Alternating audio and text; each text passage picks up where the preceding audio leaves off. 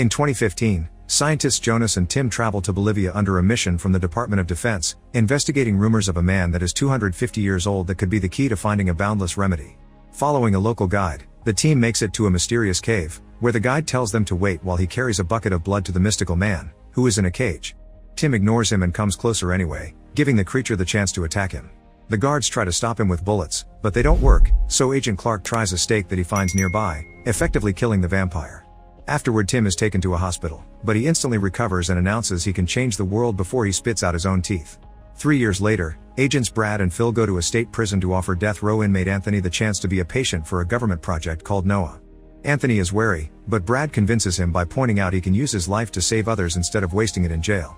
In the Noah facility, Jonas is the leader of the team of scientists that are handling the project, including doctors Nicole and Daniel. Their goal is to find a cure for the avian flu, which is killing billions of people. When Daniel comes up with a theory, he takes the team to Cell 4B, a quarantined area that holds Tim and other test subjects that were recruited from death row. Since the Bolivia incident, Tim has become a vampire, and so has every subject they've given the same virus from his blood. They're immune to every disease but also extremely dangerous.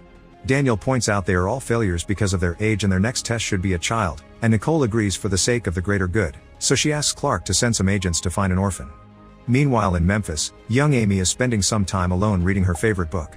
When she returns to her house, she finds the police there and immediately guesses that her mother has died from an overdose. Since she has no relatives, Amy is put in foster care. Sometime later, Brad and Phil bring Anthony to the Noah facility, and Clark immediately gives them a new mission. The duo drives all the way to Memphis and visits the foster home where Amy is currently living. As soon as Amy meets the agents, she's suspicious of their intentions, so when she's sent upstairs to pick up her things, Amy escapes through the window. Brad notices and stays silent because he doesn't want to kidnap a child, but Phil notices too, so both agents jump into their car and chase Amy through town. They find Amy at the park, and when the girl defends herself with a kick, Phil responds by hitting her. Then he throws her in the back of the car to drive away from witnesses. A few blocks later, Brad stops the car and hits Phil, threatening with worse if he hits Amy again. Afterward, Brad comforts Amy and makes sure she isn't hurt, but she's still scared of him. Back in 4B, Sweeper Lawrence tells Jonas that he and many other employees have had many very realistic nightmares of Tim, but Jonas dismisses it as cabin fever. Daniel and Clark are inspecting inmate Shauna, and while Daniel is sure the subjects are no longer productive, Clark can't help getting a creepy feeling as he stares at her. When it's feeding time, a sink is filled with blood, and Shauna approaches it to drink while keeping eye contact with Clark. Later, Nicole returns to her bedroom and finds Clark waiting. The two end up getting busy, but in the middle of it, Clark suddenly sees Shauna instead of Nicole. Shauna accuses Clark of lying to her before revealing her vampire face to bite him, but at that moment Clark wakes up. Back to Amy, she notices there's a carnival nearby and Brad offers to take her. Phil reminds Brad that the girl is just a mission, but Brad ignores him and has lots of fun with Amy, allowing them to bond. Suddenly Brad gets a call from his ex-wife Lila, who explains she's considering getting married again. However, she wonders if Brad wants to give their relationship another try, but the weight of their daughter's death is still too heavy and Brad hangs up. Thinking about his daughter causes Brad to make a choice and he follows Phil to the bathroom, where he sneak attacks him and leaves him unconscious. They steal a different car and after a few hours of driving, Brad takes Amy to a lake so she can say goodbye to her mother properly and deal with her grief, which Amy appreciates. When the news of Brad's escape reaches Noah, Clark is sent to find him. Meanwhile, Anthony is examined by Tim, who at first looks human but soon begins changing into his vampire form. He promises Anthony that things will get worse but Tim will be there for him to help him go from bad to amazing. Then Tim snarls, and Anthony wakes up from the nightmare. Sometime later, Brad stops at a gas station and sees his face on the news because he's now a wanted man, thus he uses a payphone to try to warn Lila about Clark. It turns out Clark is already there, so Lila pretends she's getting a call from a patient to give him a clue. Brad understands and confesses his love before hanging up, and Lila tells Clark she hasn't heard from Brad. When he returns to the car, Brad notices a sheriff approaching and decides to turn himself in, because it'll be safer for Amy if she becomes well known. After Brad surrenders, he and Amy are taken to the police department, however Brad regrets his choice when he hears the cops are in contact with the Department of Defense. While the sheriff is turned, Amy sneaks behind the counter and grabs the handcuff keys to free Brad. At that moment, Clark and his men arrive, so Brad takes a gun from the sheriff right before the agents come inside and kill the poor guy. Brad immediately shoots back and kills a few men before going hand to hand against another. On their way out, the duo encounters Clark, who hesitates to shoot his best friend. Brad takes the chance to shoot a fire extinguisher, forcing Clark to step back, then he grabs Amy and steals a police car to escape. Amy notices Brad got hurt and that the agents are following them, but Brad promises it'll be okay and turns on the police sirens to speed through an intersection, causing a car accident that blocks Clark's way. A few miles later, they see there's a school bus about to leave on a class trip, so Brad pulls over and pretends Amy is a new student that forgot her papers. Amy is allowed to join the students on the bus, and she sits at the back to open the emergency exit and let Brad inside. One of the students tries to take a picture, but Brad takes the phone. Sometime later, Brad and Amy leave in another stolen car, but Brad is suffering from blood loss and pulls over right before passing out. While Clark interrogates all the kids from the bus and sends his men to search for stolen cars, one of his agents begins working on tapping Lila's phone. Meanwhile, Amy uses Brad's phone to call Lila, who guides Amy on how to check on Brad's vitals. Once they confirm the bleeding has stopped, Amy pinches Brad's chest to wake him up and hands him the phone. When Brad realizes what's happening, he furiously throws the phone away because he knows they can track the call. At Noah, Jonas gives Anthony the injection with the serum and a chip on his neck to monitor his vitals and track his location in case he tries to escape. Anthony wonders if Jonas ever thought he would be experimenting on humans, and Jonas says he didn't, but then he starts thinking about his past. His wife Elizabeth had been diagnosed with Alzheimer's and Jonas started to work with Tim to find a cure. When Jonas acquired proof of the existence of the 250-year-old man, he and Tim agreed to go looking for him for the sake of their research. Back to Amy and Brad, they reach a forest and cross it to find an old house, where Brad pulls at a tripwire to make an alarm go off. A woman named Lacey comes out with a weapon in her hands, but she puts it down when she sees her old friend. Lacey is wary but accepts Brad's request to give them shelter when he begs. Meanwhile, Clark finds the broken phone on the road and orders his men to shoot Brad on sight when they find him. At Noah, Jonas and Nicole look at Anthony's test results and discover his old football injury is already healing, which is faster than any other subject they had before. This reminds Jonas of how obsessed Tim had become with the serum, and it was him who accepted to work with the Department of Defense because they would pay for the research. Elizabeth thought they were breaking the code of ethics, but Jonas thought healing her was more important. While Amy and Lacey bond, Brad hears the alarm going off, but it turns out it's just Lila, who knows the places where Brad would hide. Over dinner, Lacey informs Brad she's gotten a boat and passports from a contact so he can leave for Canada, but she also points out Noah will never stop chasing him because he knows too much and they'll probably just kidnap another child. To reach a compromise, Lacey offers to spread the story while Brad escapes with Amy, and Brad gives her the names of all the inmates he took from prison to Noah.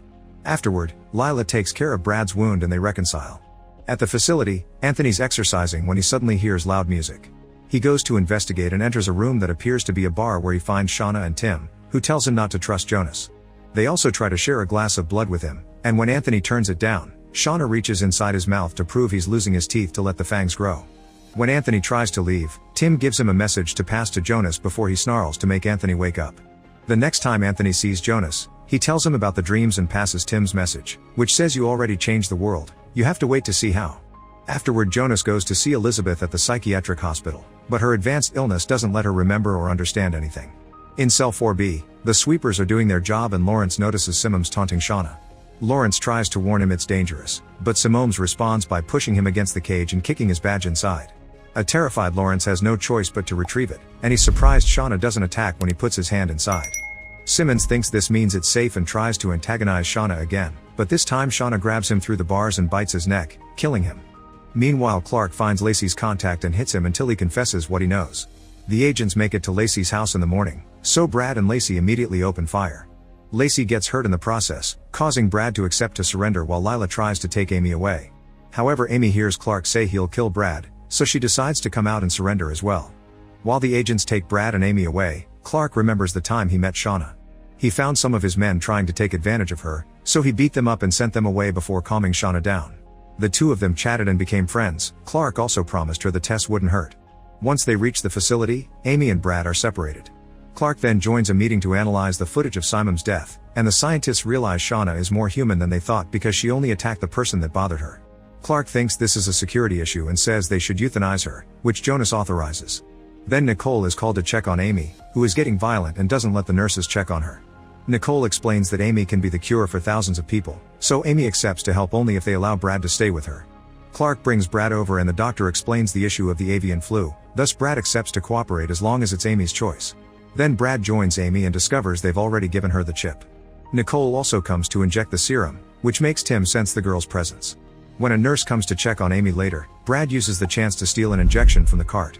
Afterward they both take a nap, but Brad wakes up when he finds Lawrence in the room. The sweeper tries to warn him that Tim will come after Amy, but the conversation is interrupted by two guards that quickly separate them, and Brad uses the chance to steal a flashlight from them. Later when Brad meets Anthony, he hears how he has nightmares about Tim too.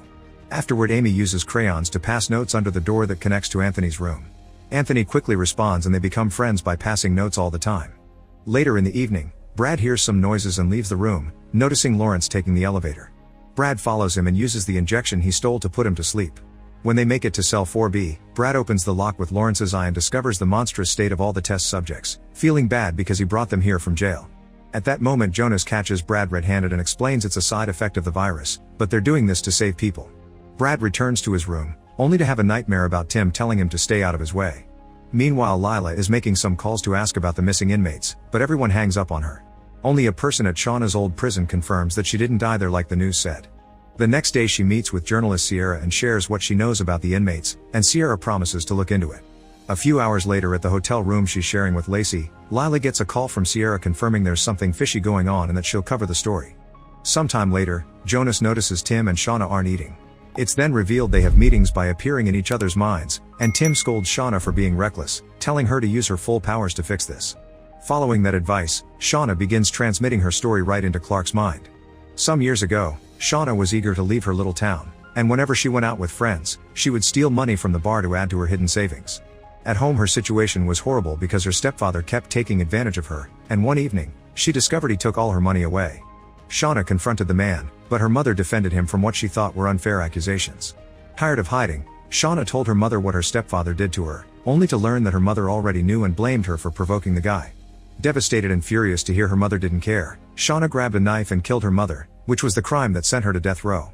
As Clark sees all this, he starts the procedure to euthanize Shauna as planned. First she's knocked out with gas, then she's taken to a special cell where bright lights start burning her.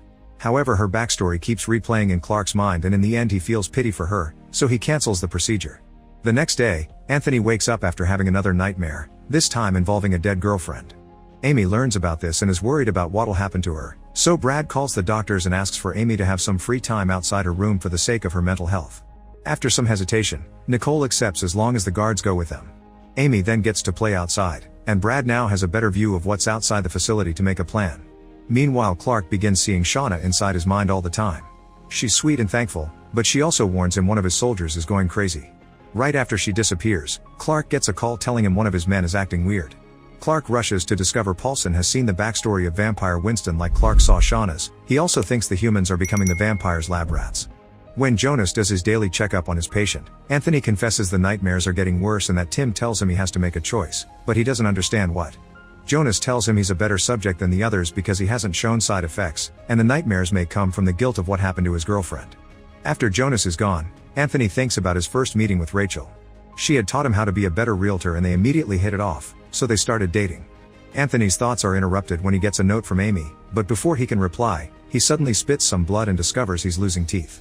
In the meantime, Lila and Lacey meet with Sierra, who shows them the report she's prepared about the case. She explains it'll be broadcasted at 5 p.m. and that dangerous people are involved, so they need to lay low. However, when 5 p.m. comes and the women turn on the news, instead of the report, they see an announcement that Sierra is dead. Lila is sure she was murdered for knowing too much and she and Lacey decide to leave immediately, choosing a church led by a friend of Lacey's to hide for a while. Later when Lila is praying alone, a stranger surprises her from behind and takes her away. At Noah, Jonas discovers Tim's brainwaves are higher than ever, and when the nurses check on Anthony, they find him in the middle of a breakdown and with a very high fever. He's immediately taken to the doctors, who decide he must be injected with a new formula. Outside, Amy borrows some binoculars and discovers there's a sniper on the roof. Brad immediately pushes her down right before the sniper shoots, revealing him to be Paulson. Clark and his men immediately come out and while they exchange shots with Paulson, Brad and Amy sneak around the forest. Once the agents manage to get Paulson's attention, the duo quickly runs to find cover with Clark. At that moment Paulson shoots the electrical substation and leaves the entire facility without power. Clark is ordered to solve this quickly because they need the machines to save Anthony, and Brad offers his negotiation skills to talk to Paulson. Anthony is put in a bucket with ice to deal with his extreme fever, but he won't wake up and keeps dreaming about Rachel. His sweet memory is interrupted by Tim teasing him, and while Jonas watches Anthony's vitals, he reaches the conclusion Tim is accelerating the mutation. Amy is worried about Anthony too and Shauna suddenly appears in her mind to talk about the changes they're going through. She shows Amy her real face and explains that will happen to Anthony and Amy too, but Amy refuses to accept she's a monster. On the roof, Brad reaches the roof and talks to Paulson, who confesses he's already smuggled a vial of Tim's blood and hidden it, so they can't kill him if they want to know where it is. Brad tells him he's on his side and that he wants to shut down Noah too, mentioning the dreams and what he saw in 4B. Paulson gives in and explains the vampires can control them, mentioning what Shauna made Clark do. However, when he's about to say more, Paulson is shot by Clark, who says the smuggled vial had been a lie and questions Brad's loyalty. Brad pretends he just had been bluffing to make Paulson talk. Back to Anthony, the next memory he sees is of the night Rachel showed up with wounds on her face. It turned out she was married, and her husband beat her, so Anthony had always been her escape. Anthony felt betrayed but still let her stay the night for the sake of her safety. However, when he woke up the next day, he found Rachel dead in the pool, probably killed by her husband, but Anthony was blamed for it and sent to jail. At that moment the power comes back and the doctors rush to save Anthony, but it's too late. Tim shows up in Anthony's mind and taunts him as he reminds him the system failed him when they trusted the rich white guy more than the poor black man. Anthony has always lacked power for a better life, and time can offer that to him. Desperate to survive, Anthony gives in and lets the mutation take over his body, becoming a vampire that begins attacking the nurses in the room. Jonas tries to help and he's pushed away, so Nicole drags him into another room only to discover Jonas has possibly dangerous blood on his face. Sometime later, Director Gilder from the Department of Defense comes to Noah to check on the recent trouble. Brad sees him through the window and doesn't like where this is going, so he and Amy agree they should escape. While Gilder tells Clark he wants to talk to Amy without Brad around, Jonas asks Nicole to put him in 4B until they're sure he isn't infected. Afterward, Nicole and Daniel give Gilder a report of what's been going on, commenting on the fact the vampires appear to be telepathically connected to each other. Nicole's worried about how dangerous the project is becoming and asks to terminate all the subjects except Amy, who has been doing well. However, Gilder refuses because the potential for telepathic powers means this could be a powerful weapon, and finding the cure for the avian flu can be left to the other dozen labs the government has working on it. Nicole complains because this isn't what she signed up for, but Daniel's willing to develop a method to control the vampires. During lunch, Brad and Amy go over their plan to escape, and Amy accidentally finishes Brad's sentences. Brad realizes Amy can read minds now, and advises her to keep it a secret. Their chat is interrupted by Clark and the guards, who take Brad away so that Amy can talk to Gilder. Nicole refuses to leave Amy alone with Gilder and joins the meeting, feeling proud of Amy when she calls Gilder a bad guy. Gilder wonders if Amy can read his mind, and Amy denies it before Nicole announces the meeting is over. Afterward, Nicole tells Amy she doesn't trust Gilder and that she wants to free Amy, so the girl tells her about their plan. Brad is kept cuffed in a room, and he suddenly begins dreaming about Anthony, who tells Brad that Gilder wants to turn Amy into a weapon. Meanwhile, Daniel takes Winston out of his cell for an experiment during which he uses a machine to connect his mind to the vampires. Daniel shows up in Winston's mind, and the vampire starts teasing him, but Daniel concentrates and uses the connection to make Winston's body move against his will, proving they can control the vampires. Gilder is called for a demonstration, but when Daniel tries to control Winston again, nothing happens. In 4B, Tim keeps staring at Jonas, making him imagine he's visiting Elizabeth. Tim also shares the memory of a night the three of them had dinner together. Jonas had been too busy with a speech, so Tim offered to take Elizabeth home. He used the opportunity to tell her he loved her and they ended up kissing. Then Tim shows up in Jonas' mind to scold him for not curing Elizabeth in time before moving to Elizabeth's mind, where he starts clearing out her Alzheimer's. Back to Nicole, she frees Brad and takes him to the blood cooling room where Amy's hiding. They'll have to wait here for Nicole's sign. Because of her developing powers, Amy doesn't feel the cold. She also confesses she's hearing lots of thoughts. Clark discovers Amy's missing and Shauna appears in his mind to tell him where to find her because the vampires want Amy to stay. At that moment the sweepers enter the cooling room and see Amy, so Brad immediately knocks them out. Now they've been seen, they can't wait anymore and they run away without noticing Amy accidentally drops her beloved book. Meanwhile, Daniel wants to try with Winston again, but before he can even connect the machine, Winston appears in his mind. It turns out the machine never worked and Winston had been pretending so they would take him out of his cell. Winston begins controlling Daniel to make him turn off the lights and free him from his bindings. Then he chases Daniel into 4B where he kills him right in front of Jonas before running away. Tim shows up in Jonas' mind to tell him he isn't infected, but this time Jonas retaliates by saying he already knew about the kiss. Elizabeth had told him she made a mistake and they worked on their relationship to move on, but Tim clearly never got over it and he's still bitter that he lost. Tim says he didn't lose, and Jonas demands to be freed so he can run back to his bedroom, where he finds Elizabeth waiting for him completely healed. There's a serum injection lying around, implying she's been infected as well. Brad and Amy try to escape through the emergency tunnels only to find their way blocked by Winston, who immediately jumps on Brad. When the vampire is about to kill him, Amy screams so powerfully that she pushes Winston away before passing out. When she wakes up minutes later, she's stuck in an elevator with Brad, who reminds her not to tell anybody about her powers. While Clark forces the elevator open to save them, Nicole shows Gilder Daniel's body to make him shut down the project, but he still refuses. Shauna uses the chance to contact Nicole's mind, reminding her of the time they met and how Nicole accepted to bring her movies so she could be less bored. They ended up watching the movies together, and they became friends, especially when they bonded over their semicolon tattoos that indicated they both tried to end things for themselves in the past. Meanwhile, all the agents are concentrating on tracking down Winston, so Amy reveals that she has powers and can see into Winston's mind. Brad doesn't want her to get involved, but Amy changes his mind by pointing out she wants to stop Winston from hurting more people. In the middle of a road, the man transporting Lila stops the car when he sees a body and comes out to check. Suddenly Winston jumps out to attack him, so Lila uses the chance to hide in the forest. Moments later, the NOAA crew arrives to check the bodies and Brad finds Lila's wallet in the car, so he punches Clark for sending his agents to kidnap his wife. At that moment, Amy gets a vision of a cabin with a lady, then begins running through the forest to find it. At the cabin, Winston is feeding on the old lady, and he gets a mind visit from Tim to scold him for being reckless. Winston doesn't care about Tim's plan, but Tim warns her that Amy isn't on their team, so he must kill her if they want to survive. Winston runs away right before Lila finds the cabin, and she tries to help the lady with her wounds. When the lady wakes up a few hours later, all her scars have disappeared. Suddenly she transforms into a vampire and tries to attack Lila, but at that moment the agents arrive and shoot her until she's pushed under the sun and dies. Brad rescues Lila, and Amy too announces she can see Winston at a pumping station. The crew crosses the forest to find the right building and Brad tells Amy to wait outside while he enters the building with the agents. They find lots of workers that have been bitten and transformed, and as the team shoots them down and loses some agents to surprise bites, Winston runs outside and bites a guard while the sun begins to burn him. Amy can tell he wants her, so she runs away to make him chase her. She hides inside an abandoned building, and when Winston catches up to her, she screams to make some furniture drop on him. Winston survives and keeps on chasing her, but luckily Brad shows up and shoots him down after opening a door to let the sun in. As soon as Winston dies, all the transformed workers die as well.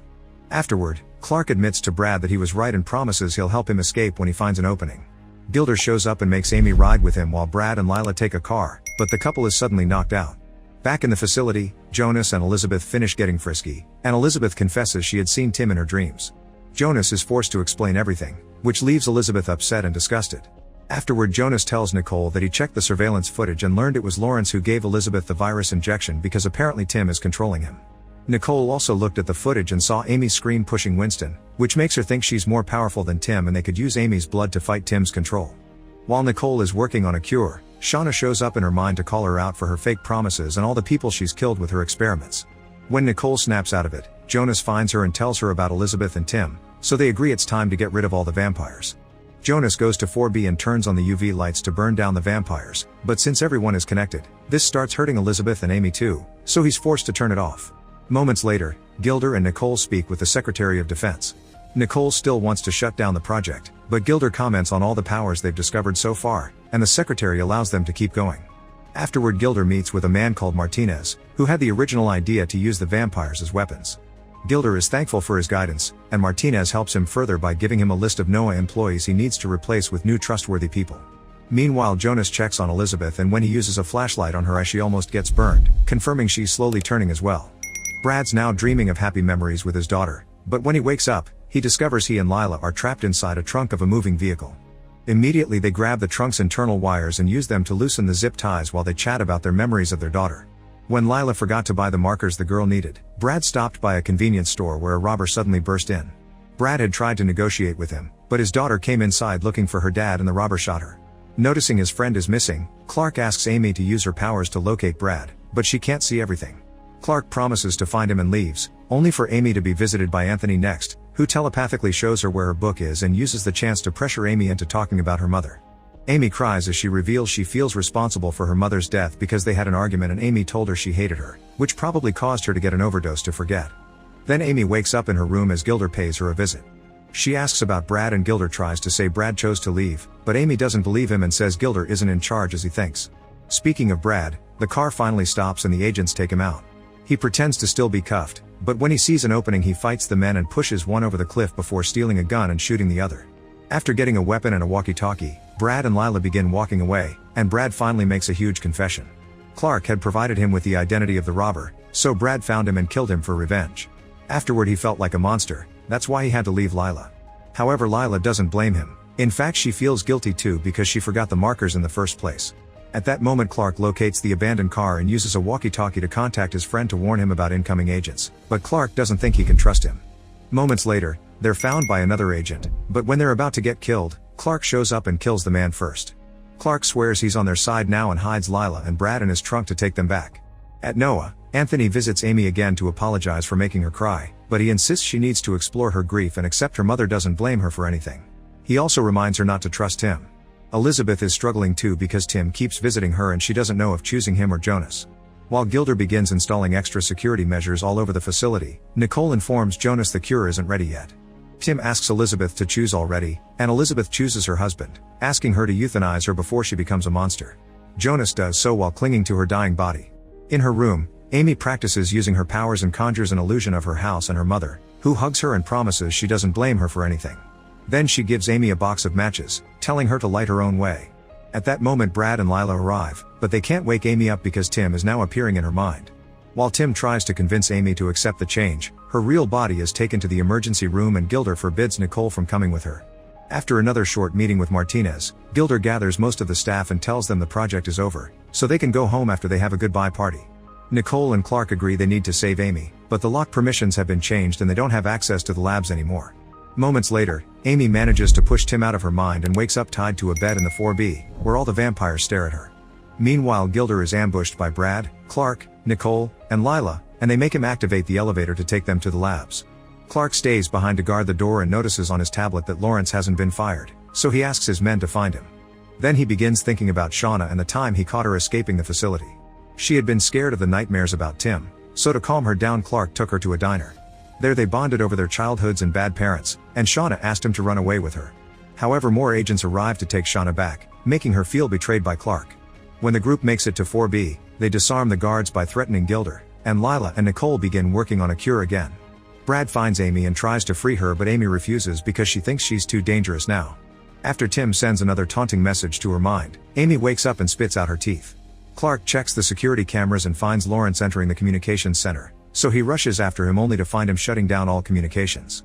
He's still under Tim's control and points out that Shauna is manipulating Clark too. Then Clark asks Gilder for all the new codes, but Gilder says he doesn't have them either. He explains the Department of Defense sent Martinez as an advisor and he's the one with the codes, so Clark goes looking for him. He searches most of the rooms yet he can't find Martinez, so he asks the front door guard about him. However, the guard swears there never was a Martinez in the building. When the man makes a joke about ghosts, Clark understands the problem and goes back to drag Gilder into 4B, where they discover Martinez has been a vampire appearing in Gilder's mind all along. Moments later, Lila injects Amy with a new serum, hoping this will at least slow down the process. Clark meets with Brad and they agreed to fill the vampire cells with a special gas to knock them down. Then Clark gives Brad Lawrence's badge before leaving to start evacuating the facility. Shauna appears in Clark's mind to ask for his help, and Clark kisses her before explaining he cared for the real Shauna, not the monster she's now. Meanwhile, Lawrence frees himself from his bindings by getting hurt and goes to the labs, where he finds Nicole finishing a cure and locks her up to stop her from delivering it. Afterward, Lawrence knocks Lila out and finds Gilder to steal his badge. Tim approaches Amy again and gives her a bike before showing her the entrance of a tunnel, which she must cross to become more powerful. She begins riding through the tunnel, but then she hears Brad talking sweetly to her in real life and stops to have a breakdown. Remembering the matches, she decides to light one up and finds comfort in Brad's and her mother's advice, making her brave enough to turn around and leave the tunnel with Tim behind. Amy suddenly wakes up, but so do all the other vampires. At that moment, Lawrence opens all the cages with Gilder's badge, and Brad quickly grabs Amy and Gilder to run into a corridor and close the door before the vampires can get them. When Amy turns around, she reveals yellow eyes and she begins seeing a memory of Tim back in Bolivia. Surrounded by soldiers inside a warehouse, Tim felt feverish because of the virus and was bleeding in his mouth. The locals wanted the guards to kill him, and Tim thought it may be a good idea, but Jonas promised he would help him and hired a helicopter to leave the country. When the vision is over, Amy controls the transformation and cancels the yellow eyes, then she runs away with Brad and Gilder. Clark wants to go down there to help, but Lawrence has blocked out all the entrances. Brad finds Lila plus a medic and 3 soldiers tied up, so they immediately free them while Brad tells Clark and Jonas about what happened. Jonas thinks they've lost Amy and that they should use the explosives they installed in 4B for emergencies like this, but Clark refuses because he wants to give Brad a chance first. While the group tries to free Nicole, Amy has another telepathic encounter with Tim, who gets furious because Amy won't join him, but Amy sends him away. At that moment, Clark announces a tech is slowly overriding the system, but Gilder also notices the vampires have suspiciously stopped hitting the cell door. Suddenly the lights go out and Amy looks up to discover the vampires are in the air ducts. The group begins running away and Nicole tells them to blow up the place with her inside once Amy is safe. As they run down the corridor, the vampires jump on them to attack, starting a fierce fight full of shots and biting. Anthony manages to bite Lila before Brad pushes him away, then the group rushes out of the corridor to finally reach a door that gets sealed behind them to separate them from the monsters. The elevator begins functioning again and Lila thinks she shouldn't go, but Brad sends her with the group while he stays behind to retrieve the cure. The vampires manage to break down the door and go down the other corridor to chase after Brad, who finds Lawrence almost dead on the floor and ignores him. Meanwhile, the group reaches the first floor, and Gilder wants to shoot Lila before she transforms, but Clark forbids it. Then Clark calls Nicole to inform her that Switzerland has found the vaccine for the avian flu. A guard finds the manual for the electric locks, and Clark now can guide Nicole on how to hotwire the security panels. Nicole manages to open the doors only for Shauna to come in and send a message to Nicole's mind, wondering why she had been nice to her. Nicole explains she truly wanted to be her friend because unlike other criminals she's good, and Shauna admits that she doesn't completely like Tim's plans because he wants to kill innocents too. Nicole is about to reach a deal with Shauna, but at that moment Brad shows up and shoots her, causing her to run away. After grabbing the cure, Brad and Nicole hide in Tim's cell right before they're surrounded by the vampires. Meanwhile, Amy hears Gilder is eager to blow 4B up, so she uses her powers to have another talk with Tim, who explains that if the bomb goes off, his death will kill Amy too. Next, Anthony shows up and tells her blowing up the vampires together with Brad is the right thing to do for the greater good. While Clark fights against Jonas and Gilder over what to do, Amy approaches the computer and activates the explosives, which will go off in 2 minutes. The lights go out in 4B and the vampires run away to save themselves. One of the techs finally finds an alternate exit and Clark instructs Brad to break a near wall to find a hidden panel. Then Nicole gives Brad the cure and tells him to leave without her because she'll stay to delay the incoming vampires with her gun. Brad runs through the tunnel and Clark runs outside to lift the sewer drain lid, allowing Brad to escape right before the entire lower level blows up. Brad immediately takes the cure inside, and Jonas applies it to Lila to instantly stop the transformation. Clark and Gilder notice Amy is still alive, meaning Tim is still alive too. Amy confirms she can hear the vampires' minds, and Jonas looks out the window to see them come out of the same sewer line after killing Clark's B team. Tim appears in Jonas' mind and asks him to hand Amy to him or there will be consequences. Afterward, Clark begins making a plan to try to leave the facility safely. Jonas gives Brad the rest of the cure and reminds him to keep Amy safe because Tim fears her, and one day she'll be strong enough to fight him. Then the agents come outside and begin shooting at the vampires to keep them at bay, giving Brad the chance to escape with Lila and Amy. A fierce battle begins and one by one the agents are killed while Clark is thrown against a tree, getting instantly paralyzed. Shauna finds him and uses her powers to enter Clark's mind so she can offer to turn him into a vampire too. While the trio crosses the forest, Tim grabs Amy and pushes her against a tree. However, Amy summons her yellow eyes to meet him in his mind, where she shares her blood with him. This causes Tim to run away, and Amy returns to Brad and Lila so they can reach the road together. Lacey is waiting for them and hands them her car so they can escape safely while she joins the fight. In the facility, Lacey kills any agent that is about to turn and finds Jonas inside, who is considering ending things for himself. Lacey doesn't let him and points out he can find redemption if he helps people. A month later, Lila, Brad, and Amy are living as a family in a secure house in the middle of Oregon. Using a radio, they keep up with the news and learn the vampires are slowly taking over the biggest American cities while the government tries to fight them with the military forces, which isn't working because every day there are more infected people. During a trip to the market to pick up supplies, Lila wonders why nobody has come to pick up the cure yet, and Brad wonders if there's anyone left to do so at all. When they make it to the store, Lila suddenly sees a body fall on top of a car and notices a vampire nearby, who surprisingly stares at her without attacking. Then Brad sees him as well and shoots the vampire down, and when a neighbor comes out, he wonders when the vampires started to move during the day. This guy also has a map with all the hot spots the vampires come from, and Brad realizes they're the hometowns of all the inmates. The only exception is Nevada, the place Shauna comes from. It turns out Clark and the agents have set up a safe area there, and whenever local cops are too harsh on people, Clark reminds them to give them a chance. The cops have also captured a dangerous criminal that shouldn't stay in the shelter, so Clark volunteers to take him to a proper prison. However, in the evening, Clark leaves the criminal in the trunk of his car and takes it to Shauna so she can feed. It turns out Nevada is a safe spot because all this time Clark has been bringing Shauna bad people that she can kill to keep her hunger from hurting the innocent. Meanwhile, Jonas and Lacey go to the Global Health Federation outpost trying to convince the boss to send someone to pick the cure. The leader explains they lack resources and it's too dangerous to travel anyway, but he does point out he has a vampire body in the basement, so he asks Jonas to try to replicate the cure with that blood. Later, the boss asks Jonas to talk to the world leaders to tell them he's almost done with a vaccine, only to learn that the American Disease Control Center is gone. So even if he finishes the vaccine, they don't know how to distribute it. Jonas realizes that the other countries will soon nuke the USA to stop the infection from leaving the country. Sometime later, Lila tells Brad she thinks nobody is coming, so she wants to join Doctors Without Borders. Because the vampire didn't attack her the other day, she thinks she may have something in her blood that can help. Brad doesn't like the idea but lets her go for the sake of the greater good. Afterward, Brad begins teaching Amy to defend herself and to use a bow because he wants her to be ready for whatever comes next. The next time Clark brings a criminal to Shauna, she tells him this is the last time she'll feed from his favors because the deal is over. She's tired of living in hiding and feels like she's just in another cell, but Clark again refuses to join her.